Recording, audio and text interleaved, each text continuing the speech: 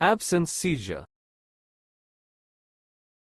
Absence seizures involve brief, sudden lapses of consciousness. They're more common in children than adults.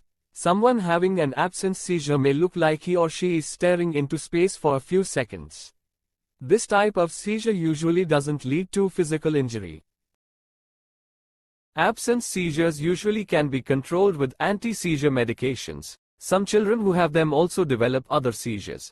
Many children outgrow absence seizures in their teens. Symptoms. An indication of simple absence seizure is a vacant stare, which may be mistaken for a lapse in attention that lasts 10 to 15 seconds, without any subsequent confusion, headache or drowsiness. Signs and symptoms of absence seizures include sudden stop in motion without falling, lip smacking, eyelid flutters, chewing motions, finger rubbing, small movements of both hands.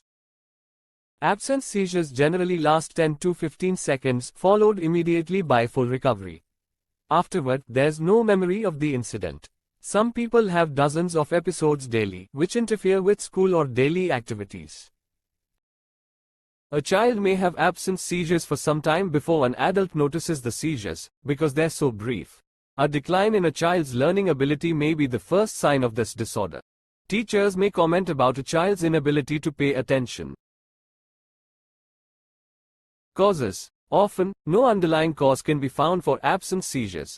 Many children appear to have a genetic predisposition to them. Rapid breathing, hyperventilation, can trigger an absence seizure. In general, seizures are caused by abnormal electrical impulses from nerve cells, neurons, in the brain. The brain's nerve cells normally send electrical and chemical signals across the synapses that connect them. Risk factors. Certain factors are common to children who have absence seizures, including age. Absence seizures are more common in children between the ages of 4 and 10. Sex. In general, most seizures are more common in boys, but absence seizures are more common in girls. History of febrile seizures. Infants and children who have seizures brought on by fever are at greater risk of absence seizures.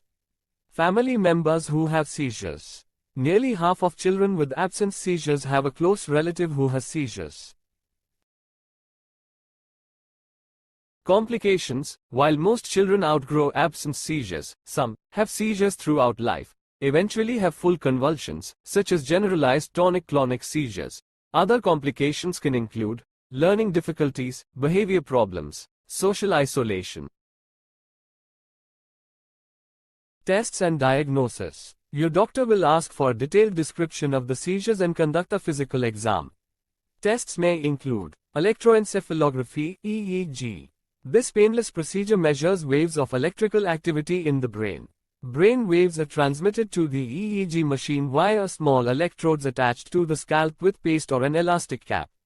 Brain scans. Tests such as magnetic resonance imaging (MRI) can produce detailed images of the brain, which can help rule out other problems such as a stroke or a brain tumor. Treatments and drugs. Your doctor likely will start at the lowest dose of anti-seizure medication possible and increase the dosages needed to control the seizures. Most children can taper off anti-seizure medications, under a doctor's supervision, after they've been seizure-free for 2 years.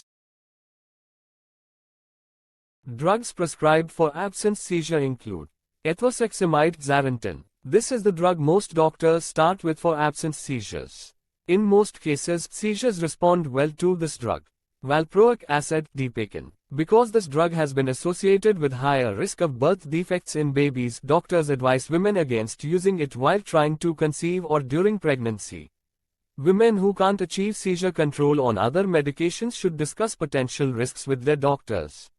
Lamotrigine Lamictal. Some studies show this drug to be less effective than ethosuximide or valproic acid but has fewer side effects.